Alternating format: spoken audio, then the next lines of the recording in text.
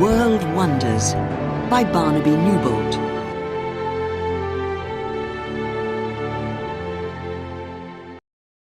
Chapter 1. A World of Wonders. Which is the tallest building in the world?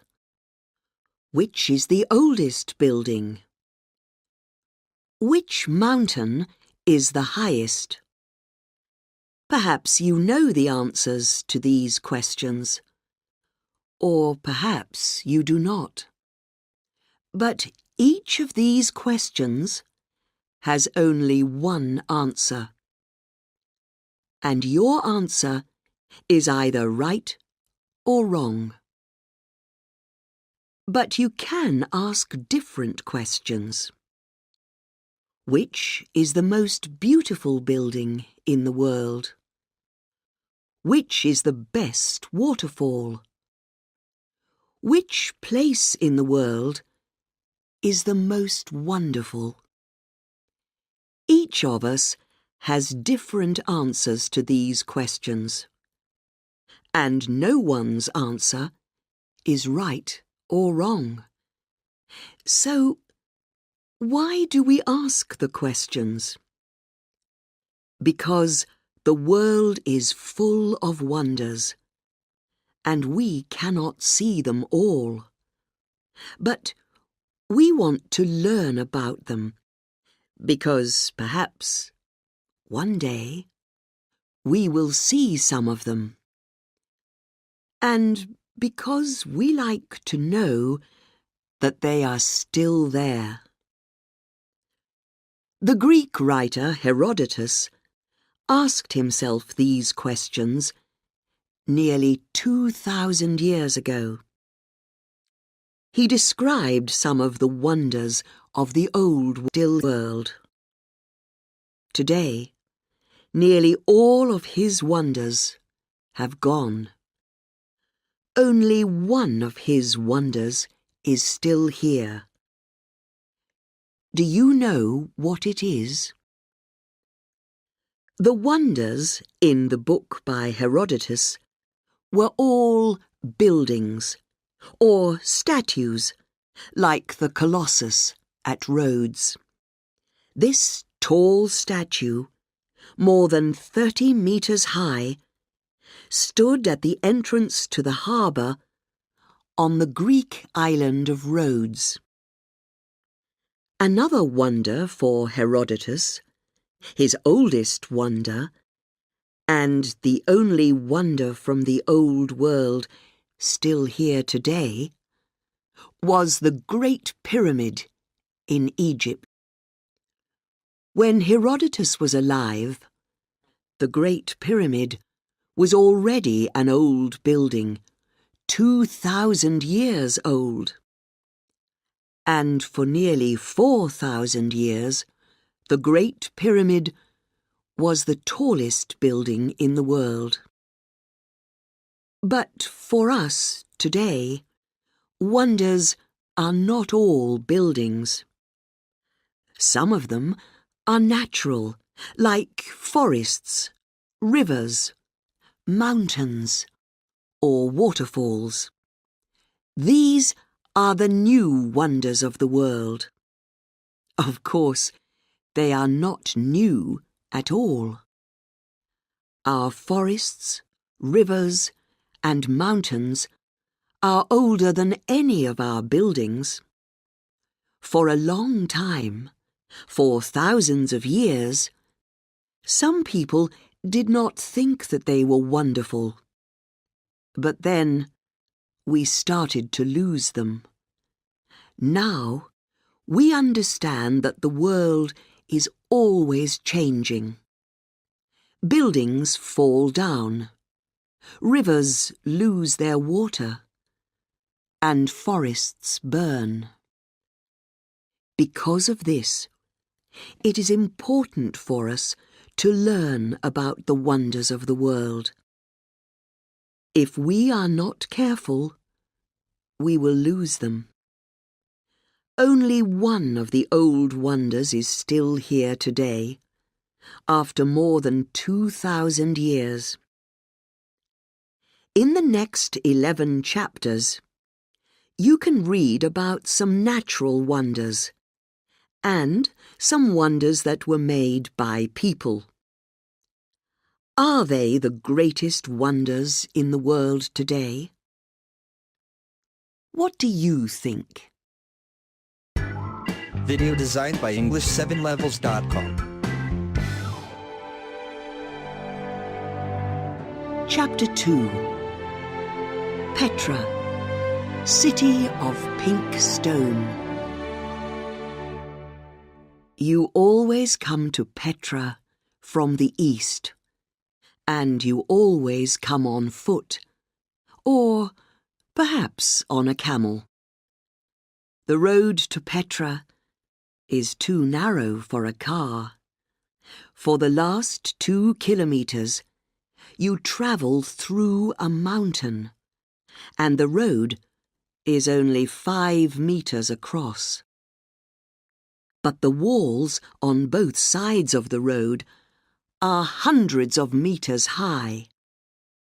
This is the entrance to Petra, and it is called the Siq. When you visit Petra, you walk through the Siq.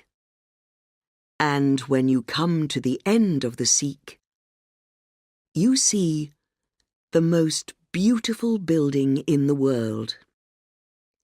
It is called the Khazna, the treasury. It is tall and it is made of pink stone. But you can only see the front of the Khazna. The rest of the building is inside the mountain. People made the building 2,000 years ago, but they did not build it. They cut it into the mountain. About 2,500 years ago, a group of Arab people called the Nabateans moved to South Jordan. They made their capital city at Petra, in the mountains. It was a good place for a city. First, it was a good place for a market.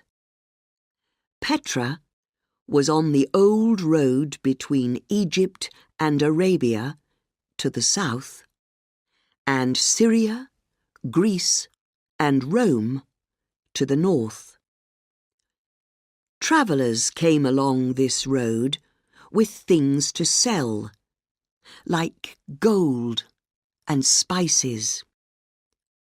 Second, it was a good place to defend. The mountains around Petra were stronger than any walls. And third, there was water. The Nabateans were very good builders. They made dams to hold the water, and long canals to move it around the city. 2,000 years ago, Petra was a rich and important city with strong, beautiful buildings and thousands of people living there. Now, no one lives there, and the city has gone. What happened?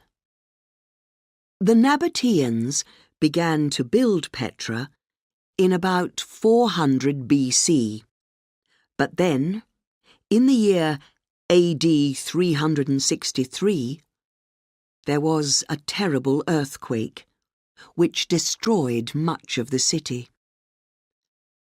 200 years after that, in AD 551, there was another bad earthquake. People moved away from Petra, and they stopped using the road for business. They began to use ships, not camels, to carry their spices and gold. And the world forgot about Petra for more than 1,000 years. But Petra is still there. The earthquakes destroyed the buildings on the land, but they did not destroy the buildings in the mountains. Many of these beautiful buildings are tombs, places for dead bodies. They are empty now, but you can still visit more than 500 of them. At the far end of Petra is a tomb called the Monastery, which is 50 meters high. But it is the beautiful pink stone front of the treasury that is in everybody's photos of Petra. At the very top of the treasury is a stone urn, like a large stone cup. For hundreds of years, people thought that there was treasure in the urn. They shot their guns at it, trying to get the treasure inside it.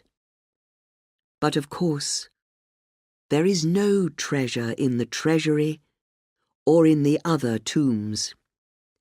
The treasure of Petra is the city itself, the city of pink stone. Video designed by English7levels.com. Chapter 3. The Serengeti Migration. It is a wonderful thing to see. Every year, 1.5 million wildebeest leave their home in South Serengeti and travel north. For the next 8 months, they will be away from home, always moving, travelling in a great circle.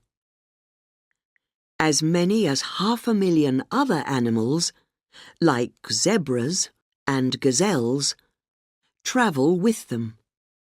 So, every year, 2 million animals move together across the flat land of East Africa.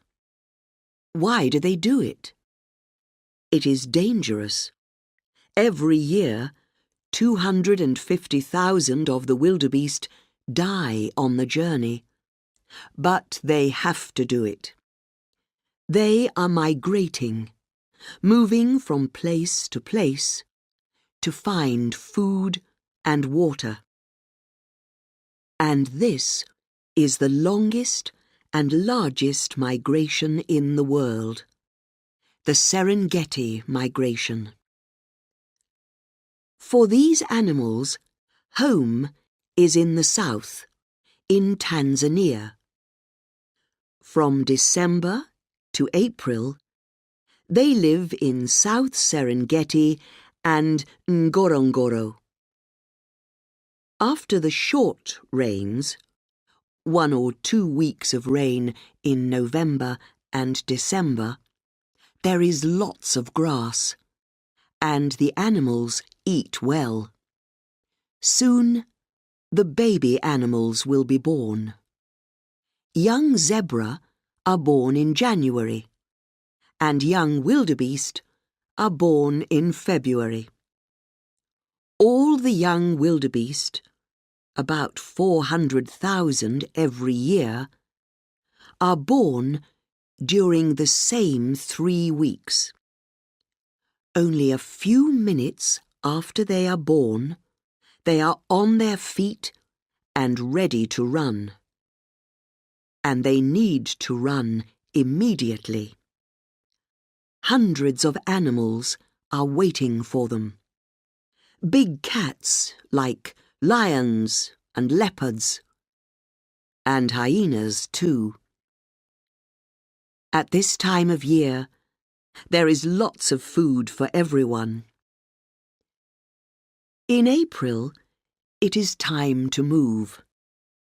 It is getting hot in the south, and there is not much grass or water. The long rains are beginning in the west. They usually bring a lot of water in April and May.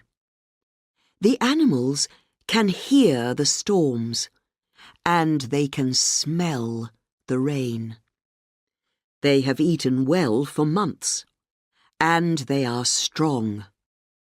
The grass is growing in the west. They know that it is time to leave. In June, most of the animals now are in the center or west of the Serengeti. The long rains usually end in May, and now it is getting dry. The best water is in the north, so the animals need to move again. Now they have to cross their first big river, the Grumeti River. Often the water is not very deep, and the animals can walk across the river. They cross quickly, because they are in danger from crocodiles.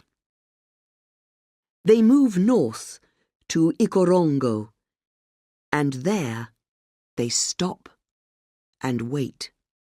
This is the most dangerous place of all. The animals need to get to the Masai Mara in Kenya. There is grass and lots of water there in August and September. But first, they need to cross the Mara River, which is a big, deep river. The large Nile crocodiles know that they are coming, and they are waiting for them. Day after day, the crocodiles wait in the water, and the wildebeest and other animals wait on the south side of the river. Soon there are many thousands of animals, and then, suddenly, they run into the water and begin to swim. Animals crash into each other, and many are hurt. The crocodiles find food easily. They can live for a long time without food, but in these hot days of summer, they have the best meals of the year. Some animals die in the river, but most of them get across. During the last weeks of summer, there is grass and water here in the north. They stay until October or November, when the storm clouds arrive in the south. The short rains are ready to begin. The animals turn south, and they travel quickly. They want to be home in South Serengeti again, because new grass is growing there. They will stay there until April, when the great Serengeti migration begins again.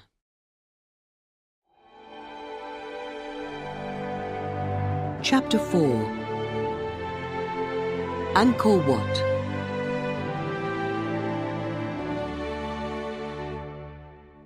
If you look at the center of the Cambodian flag, you will see a picture of a building. It is the most famous building in Cambodia, and one of the most beautiful buildings in the world. It is called Angkor Wat. The story of the city of Angkor is like the story of many old cities. A long time ago, Angkor was one of the largest cities in the world, and many people lived there. There were a lot of houses, which were made of wood, and many temples made of stone. But the world changed, and people moved away. The houses fell down, but the temples did not fall down because they were made of stone. But the forest around the city grew quickly.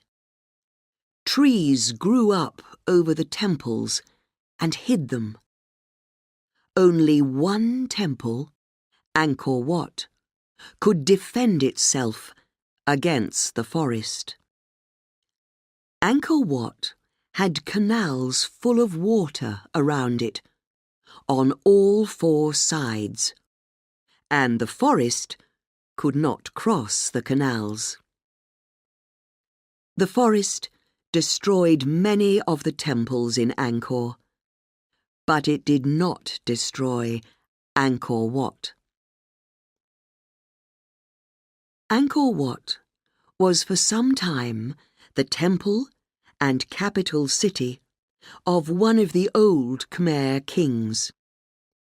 From AD 802 to 1431, they were kings of the country which was later called Cambodia. We know very little about that time because there are no old Khmer books about it. The only person who described Khmer life was a Chinese traveller, Zhu Daguan, who visited Angkor in AD 1296. He wrote about the different temples and about the Khmer people and life in Angkor. But we still have the temples. We have learned a lot from them because they are full of pictures. The Khmer kings thought that they were gods, not men like other people. And because they were gods, they thought that they could never die. So the kings built large temples with pictures of their gods and of themselves. The first kings built their temples for the Hindu god Shiva. In about AD 1150, Angkor Wat was built by King Suryavarman II for another Hindu god, Vishnu.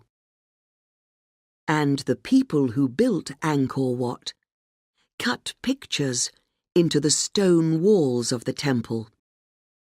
There are pictures from Hindu stories, from the Ramayana and the Mahabharata, and there are pictures of King Suryavarman and of his life in Angkor. And there are also pictures from Buddhist stories. After the death of King Suryavarman II, a later king changed Angkor Wat into a Buddhist temple. But, like all the temples in Angkor, it was built as a Hindu mountain temple. Mountain temples were built to look like Mount Meru, the home of the Hindu gods. The 5 towers of Angkor Wat are the 5 mountain tops of Mount Meru. The walls of the temple are the smaller mountains around Mount Meru. The canals around the walls are the seas around the mountains.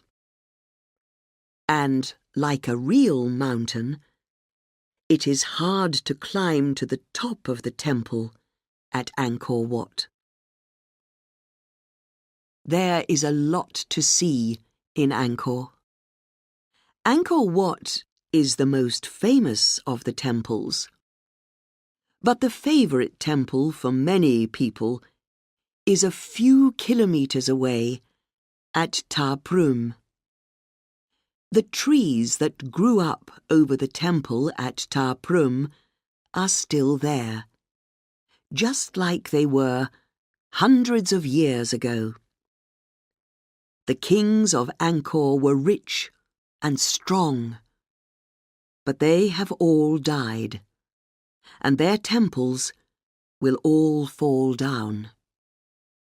In the end, nothing is as strong as the forest that grows around Angkor.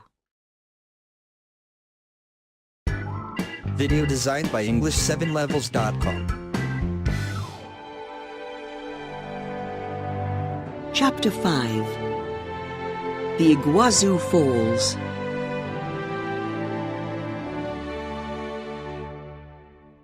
The south of Brazil meets the north of Argentina at the Iguazu River, called Iguaçu in Brazil.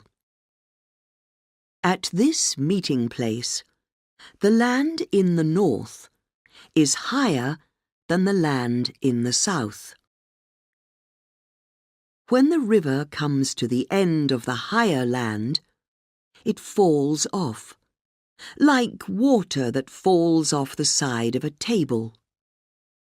But this table is 2.7 kilometers long, and the water falls 82 meters down its side.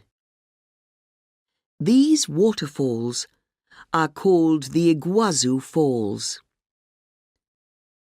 They are not the highest waterfalls in the world, but they are some of the biggest.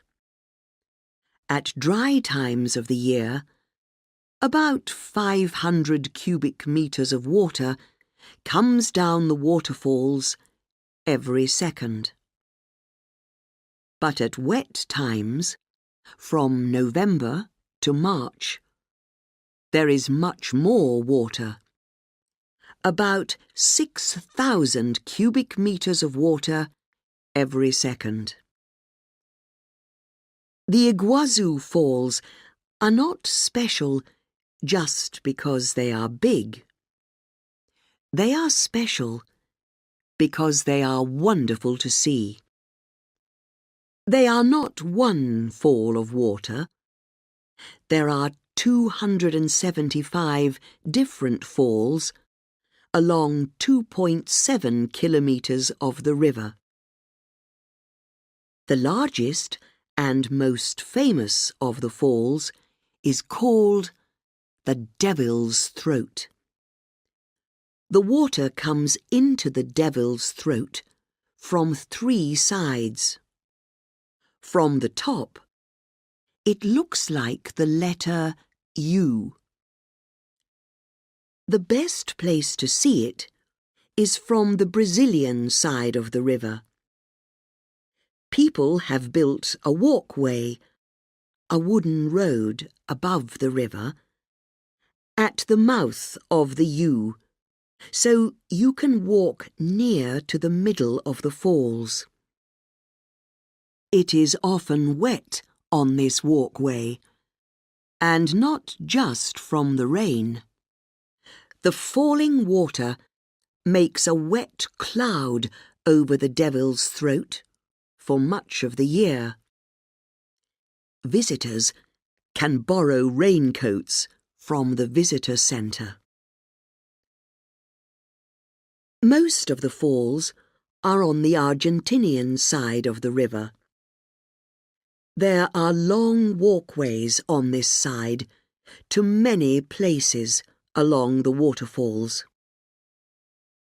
You can take a boat to the island in the middle of the river, San Martin Island, and look up at the falls. Or you can fly over the waterfalls and look down on them. But it is possible to get away from the noise of the falls.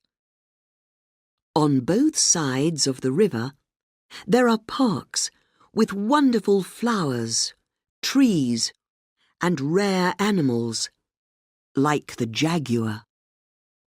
There are more than 350 different kinds of bird, too. And when the moon is full, there are special visits to see the waterfalls by moonlight. But this beautiful, special place is in danger. The parks are in danger because people want to cut down the trees to build roads, houses, and hotels. The waterfalls are in danger too because people want to build dams using the river to make electricity. The Itaipu Dam, one of the largest in the world, is below the waterfalls on the Parana River. But there are 5 dams above the waterfalls. The nearest, the Governor Jose Richa Dam, is only 20 kilometers away, and there are soon going to be more. And if we destroy the parks and waterfalls, there will not be a home for the birds and animals of the forest. Chapter 6. Chichen Itza.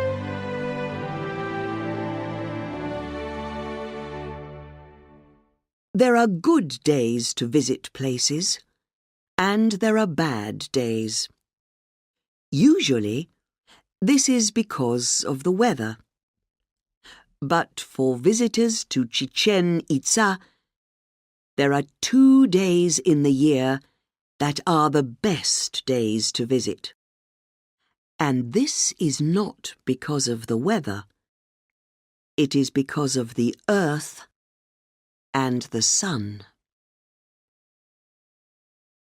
The city of Chichen Itza was built by the Maya people of Yucatan in Mexico over 1,000 years ago. The Maya were very interested in numbers and in astronomy, learning about the stars. Their buildings were beautiful and very clever too. In Chichen Itza, there is a temple called the Pyramid of Kukulkan. On 2 special days every year, thousands of people come to Chichen Itza. While they watch, a large snake climbs down the pyramid from the top to the bottom. Of course, it is not a real snake. It is a snake made of sunlight and shadows. It works like this. At about 3 in the afternoon, some of the light of the sun comes onto the steps on the north face of the pyramid. This light makes triangles on the west side of the steps, and it looks like the body of a snake that is moving. At the same time, the sun lights the stone head of the snake at the bottom of the steps.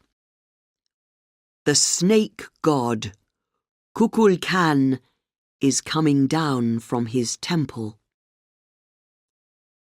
This only happens twice a year, on the days of the equinox. This is when the nights are as long as the days, around March the 21st and September the 22nd.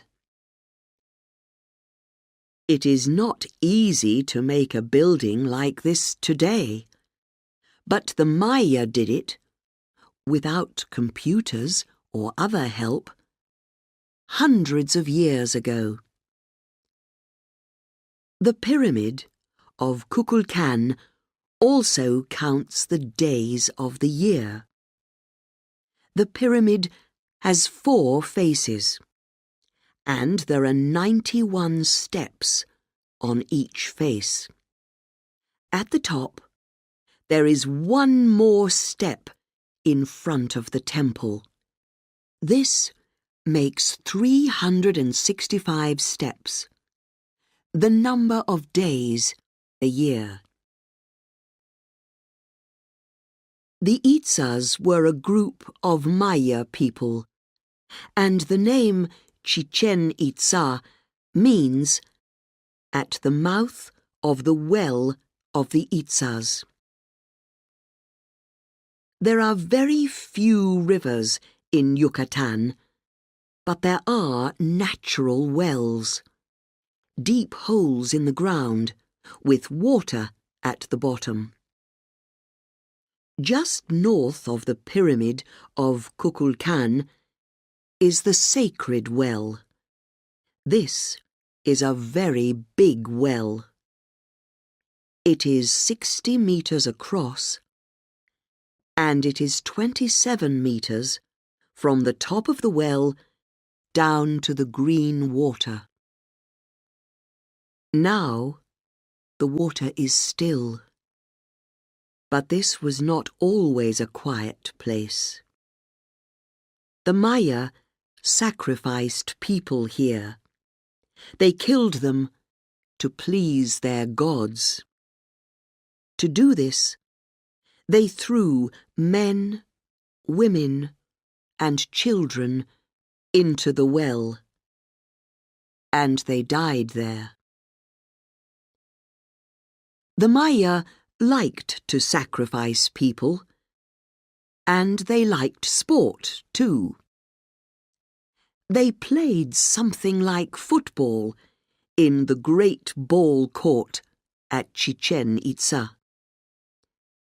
This is 166 meters long and 68 meters across, with long walls on each side that are 12 meters high. At the top of each wall, in the middle, is a stone ring with a hole in it. We think that the players had to hit the ball through the hole, but they could not use their hands or feet. It was important to win. When they finished playing, the winners sacrificed one of the losing players. Video designed by English7levels.com. Chapter 7. The Grand Canyon.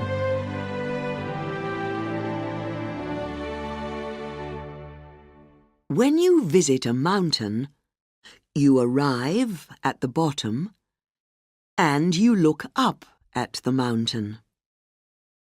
But when you visit a canyon, you can often arrive at the top and look down into the earth.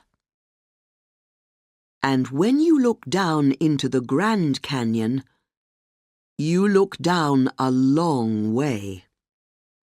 At the bottom, which in most places is about 1.2 kilometers below you, you see the Colorado River. But when you look at the tall, red sides of the canyon, you are looking at a wonderful story.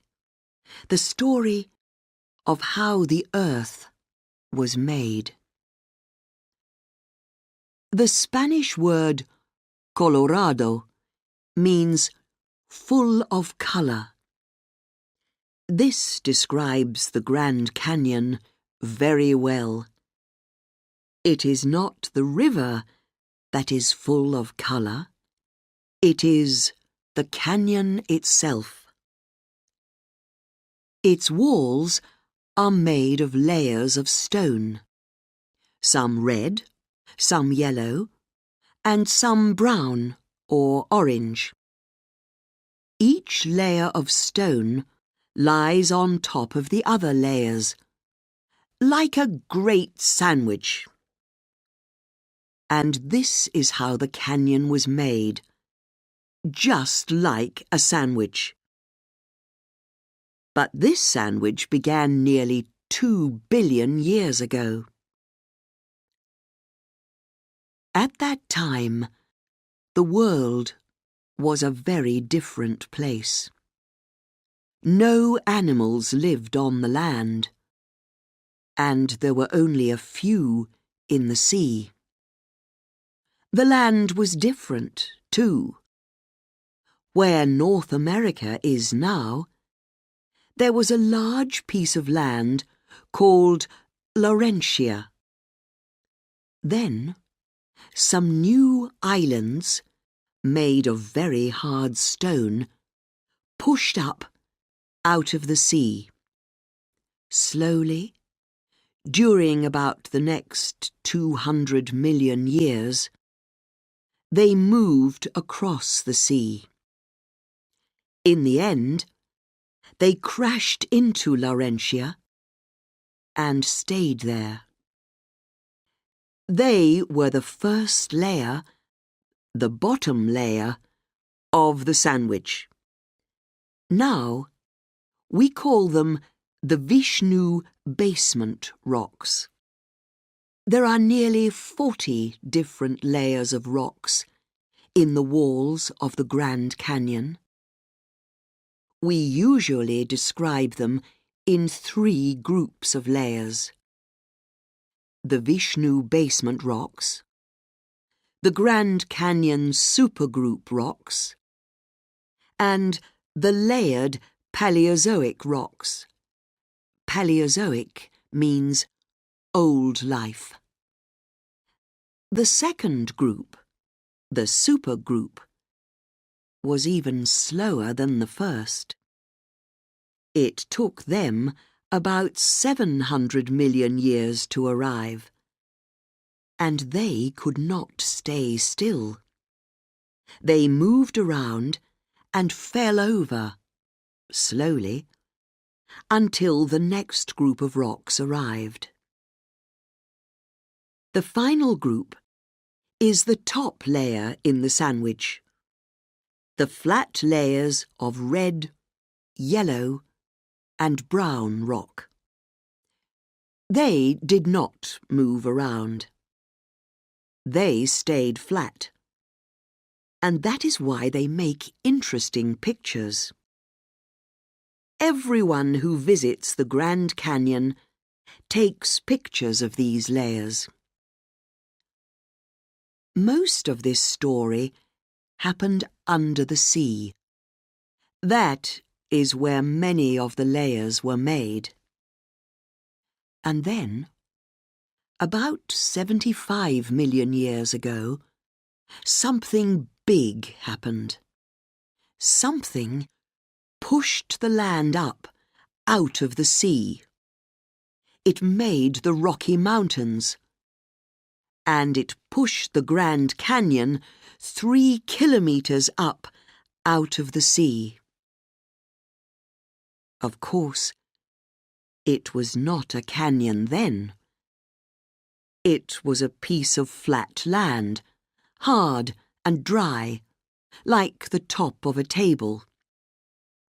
But the land moved a little, and a river, the Colorado River, started to move across the land and to cut very slowly down into the rock. That was about 7 million years ago. Now, the Grand Canyon is 446 kilometers long and from 6 to 29 kilometers across. And when you look at it, you are looking at the long, slow story of the earth.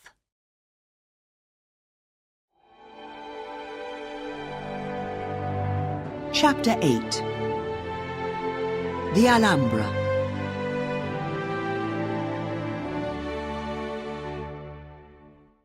The Alhambra sits on a hill above the town of Granada, in the south of Spain. Behind this large red building up on the hill, you can see snow on the mountain tops of the Sierra Nevada. From below, from the outside, it looks good. But when you leave behind the hot, noisy streets of Granada and go inside the Alhambra, it is even better. Inside the beautiful rooms and gardens of the Alhambra, it is cool, and the only noise is the quiet sound of water. The Alhambra was built by the last Muslim kings of Spain. The first Muslim armies crossed the sea from North Africa and arrived in Spain in AD 711. In less than 10 years, nearly all of Spain and some of France belonged to them. Only a small piece of the north of Spain, Asturias, was still Spanish. But the Spanish did not stop fighting. Slowly, they pushed the Muslim armies back to the south. After 500 years, only a small corner of the southeast of Spain was still in Muslim hands, and the story of the Alhambra began. In AD 1237, Muhammad ibn al-Ahmar, Sultan Muhammad I, made Granada his capital city. He decided to build the Alhambra on the hill above the town. He built a canal from the Douro River 8 kilometers away to bring water to the Alhambra. His new building was a fort, a place to defend. In fact, the name Alhambra means Red Fort. It was a good place to put a fort, because up there on the hill, you can see a long way. If enemies are coming, you can see them a long time before they arrive. Muhammad ibn al-Ahmar lived here until his sudden death in 1273. But the kings who came after him changed the Alhambra. They changed it from a fort into a palace, a home for kings. And no kings lived in a more beautiful palace than the sultans of the Alhambra. At the centre of the palace is the famous Court of Lions. This is an outside room full of sunlight and shadow. At the centre of the court, in the sunlight, is a fountain with stone lions around it. Long, narrow canals take water across the floor to and from the fountain. Around the sides of the court are more than 100 thin columns of stone. You can walk in the shadow of the columns and listen to the water that falls from the fountain. And you can think of the words that are on the fountain, words of the writer Ibn Zamrak. Water and white stone look the same, and we cannot know which of them is moving. The rooms and gardens of the Alhambra are places to sit and look and think. In the hall of the Abencerrajes, when you look up, you see a great white star with 8 arms. Light comes through the windows under the star. You think that the star is flying in the sky, not resting on the 4 walls of the room below it. The sultans of the Alhambra stayed in Granada for less than 200 years. They left in AD 1492. But their palace on the hill is still there, one of the greatest examples of Muslim building, one of the greatest treasures of Spain, and one of the wonders of the world.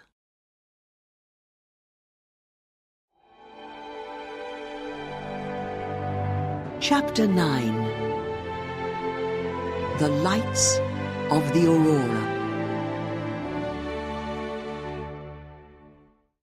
On the night of the 2nd of September, 1859, the dark sky over Europe and North America was suddenly full of light. The light did not come from the sun or the moon, and it had a strange colour. The light moved across the sky, coming and going like clouds in a strong wind. In the United States, a man in Boston was using the telegraph to speak to a man in Portland, 160 kilometres away. They both turned off the electricity for the telegraph, but they could still speak to each other for the next 2 hours. The electricity was coming from the light in the sky. How was this possible? And what was this light in the sky? The light is called the aurora.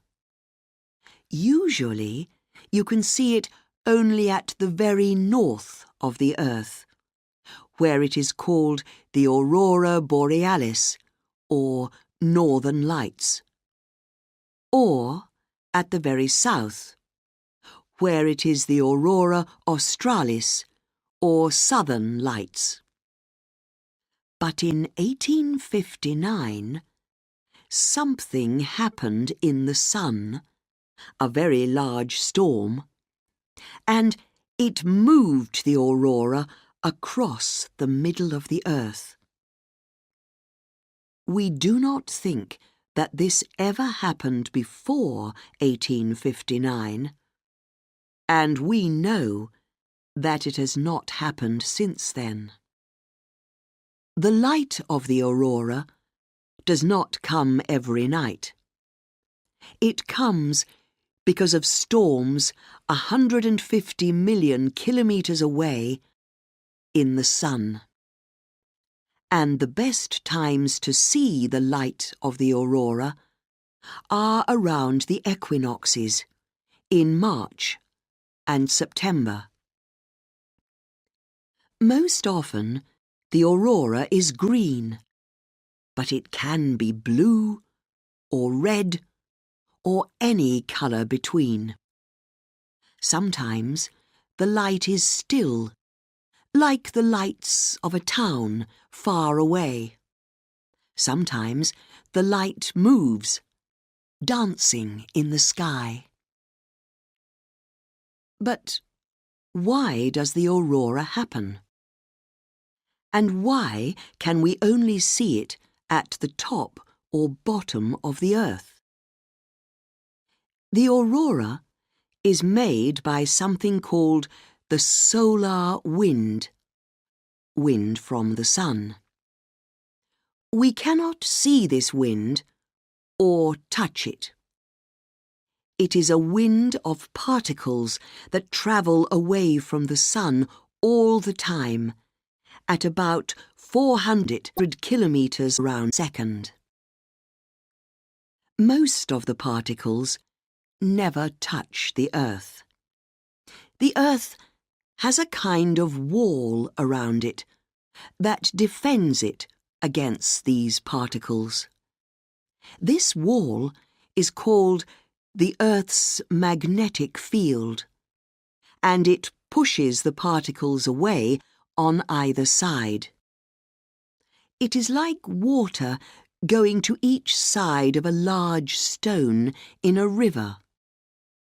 But the Earth's magnetic field has two windows in it: the magnetic north and the magnetic south. At these places, the Earth's magnetic field turns down into the earth, and some of the particles from the solar wind come through these magnetic windows. These solar particles crash into the particles that are already in our sky. And when this happens, we see the beautiful lines or clouds of light of the aurora. Where can you see the aurora? Alaska is a good place to see the aurora borealis, and you can also go to places like Iceland, Siberia, the north of Greenland, Norway, Sweden, and Scotland. To see the aurora australis, go to the south of Australia, Tasmania, or New Zealand. People travel thousands of kilometers to see the aurora, and they can never be sure that it will happen. But people who do see it say that they will never forget it. So, if you are ready to wait in the cold, and if you are lucky, perhaps you too will see the aurora when it dances across the sky. Video designed by English7levels.com. Chapter 10. Kyoto.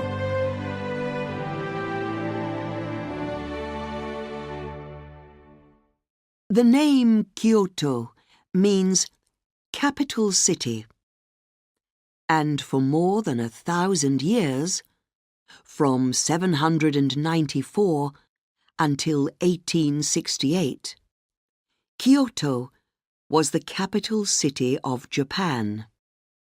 For many people, it is still the most important city in the country. But Kyoto is two cities, a new one and an old one, in one place. The new Kyoto is a busy, noisy, modern city, just like so many cities around the world. The old Kyoto is a quiet place, with its gardens and its temples made of wood. And the old city is still alive. In Kyoto, the old and the new live together hand in hand. If you want to visit Saiho-ji, one of the old Buddhist temples, you must do more than just pay money. You must sit quietly for some time, then say or write Buddhist prayers before you can go in. This temple has a moss garden, which was made by the famous Japanese gardener Musō Soseki in 1339. The garden is cool, green, and beautiful. In old Kyoto, natural things are as important as things made by people, so the gardens are as important as the temples. If you want to see the temples at their best, then you have to see the gardens at their best. And the two best times to see the gardens are in the spring and in the autumn. In the spring, during April, the cherry trees come into flower. This is the best time to visit Kiyomizu-dera. This wooden temple was built on the side of a hill, and it was made without any nails.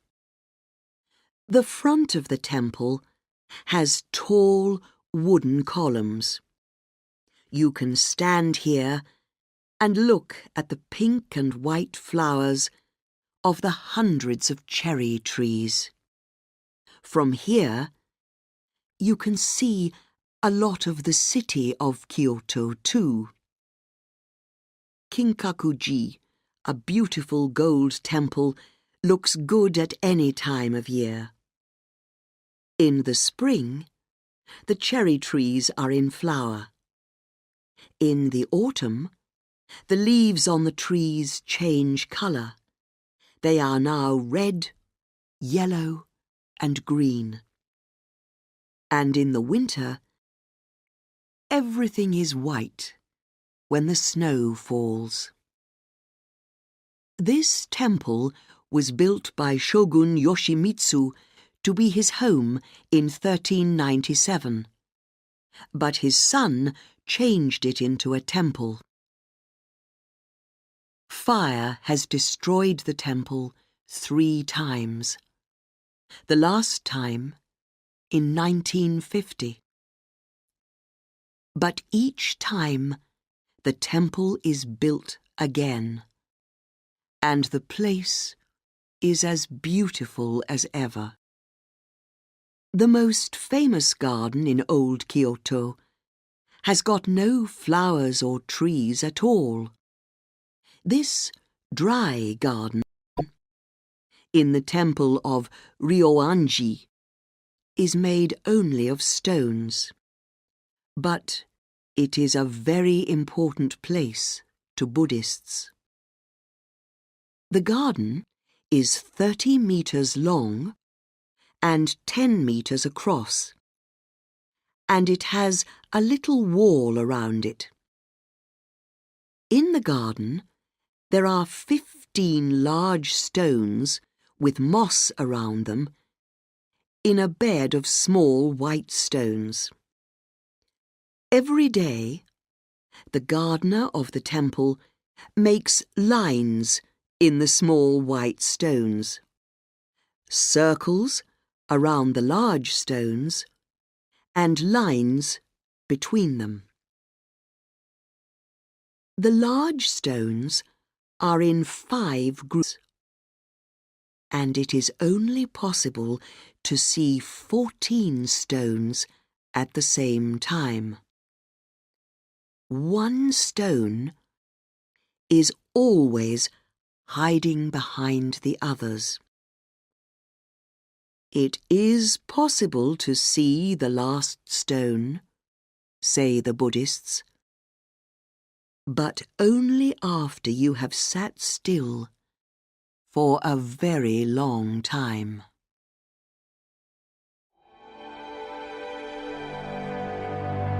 Chapter 11. The Great Barrier Reef.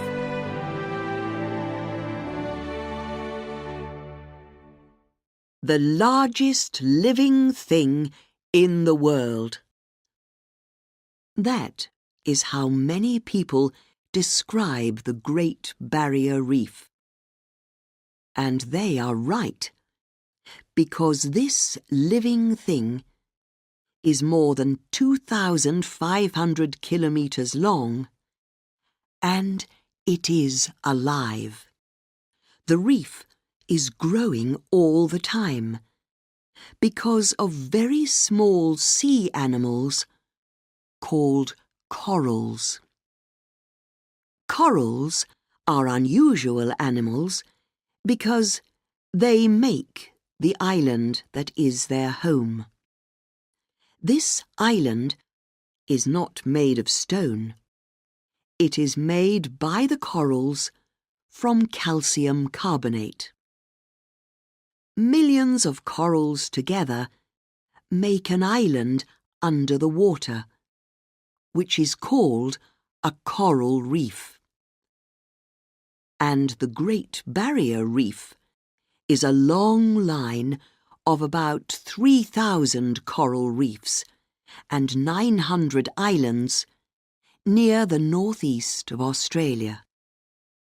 It is home to thousands of kinds of fish and other sea animals.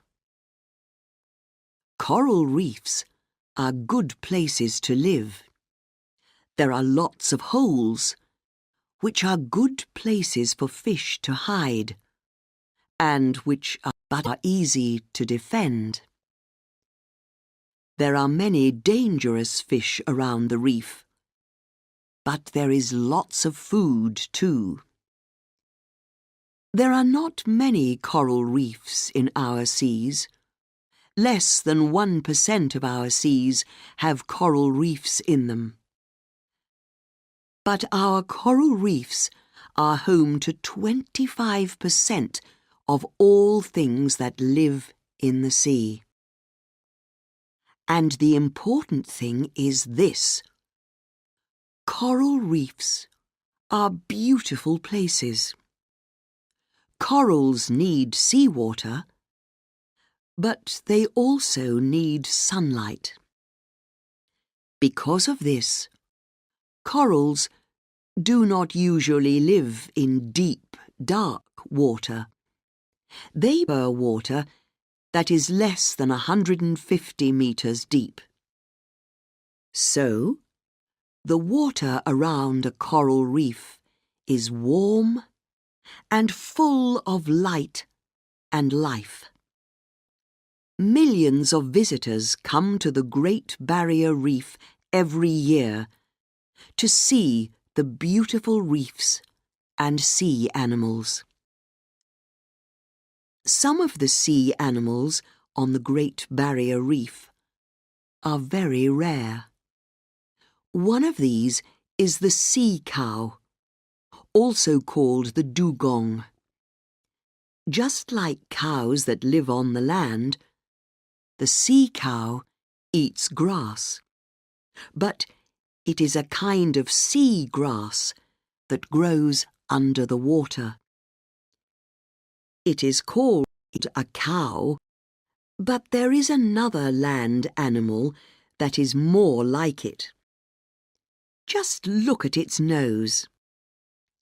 Yes, it is the elephant. There are 7 kinds of sea turtle in the world, and 6 of them live on the Great Barrier Reef. The turtle is one of our oldest animals. We know that the first turtles lived more than 200 million years ago. Turtles can live for as much as 80 years. They need to live for a long time. Some mother turtles do not begin to have their babies until they are 20 or even 30 years old. The Great Barrier Reef is one of the great natural wonders of the world. But, like other coral reefs, it is in danger. One of the dangers is natural. It is an animal called the crown-of-thorns starfish, which eats corals. Is this a big danger? 50 years ago, we thought it was. But today, we are not sure. Some years, there are more of these starfish. Some years, there are fewer. But there are also two dangers that come from people. First, the sea is getting dirtier. And second, it is getting warmer. Both of these things kill coral reefs. And both of these dangers are getting worse. Will people destroy the largest living thing in the world? Video designed by English7levels.com. Chapter 12. Qin's Last Army.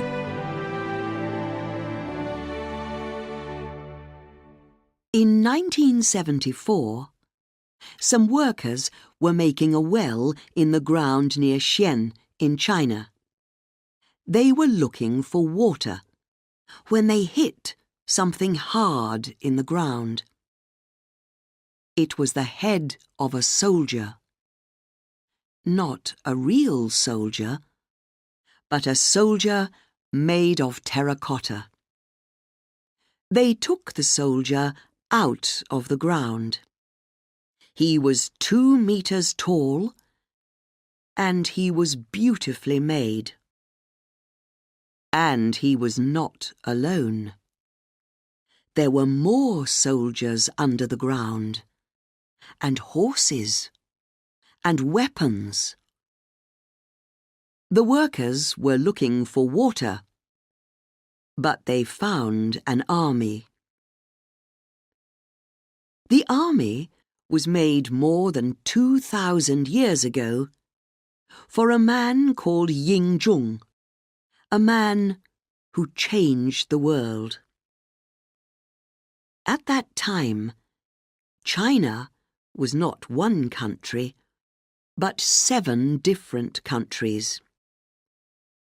Ying Zhong's father was king of one of those countries. When he died, Ying Zhong was only 13, but he followed his father as king. And he started to make 2 armies. He made his first army to fight for him while he was alive. And he made his second army to fight for him when he was dead. He used his first army to fight against the other 6 countries of China. After 25 years, in 221 BC, he was an emperor, a king of many countries. He changed China from 7 countries into 1 country, the country that it still is today. And he changed his name.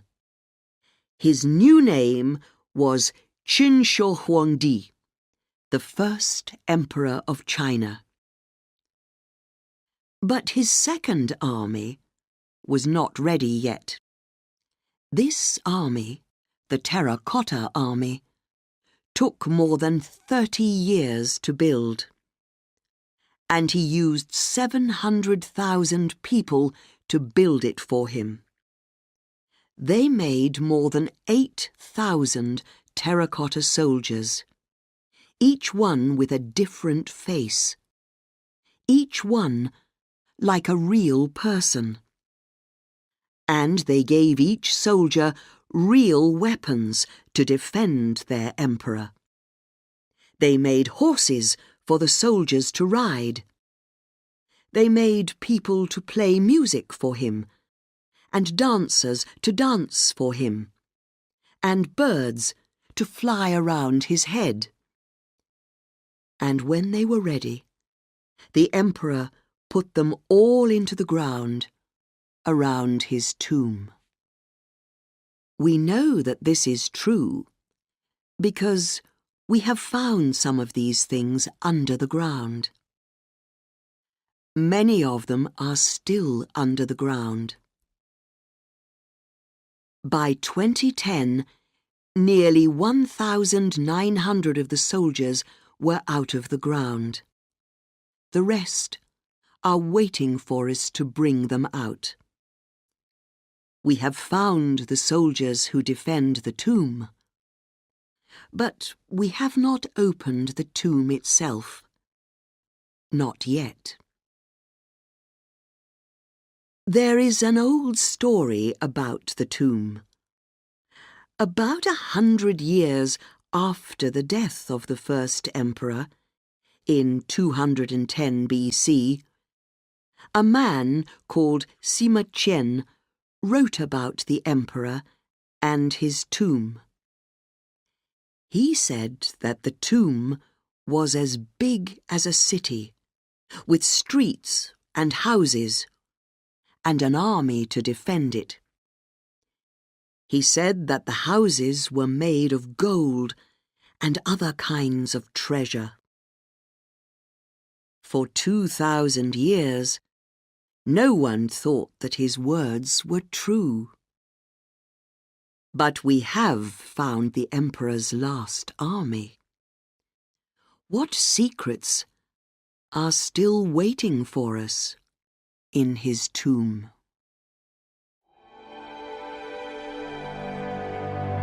Chapter 13. Tomorrow's Wonders.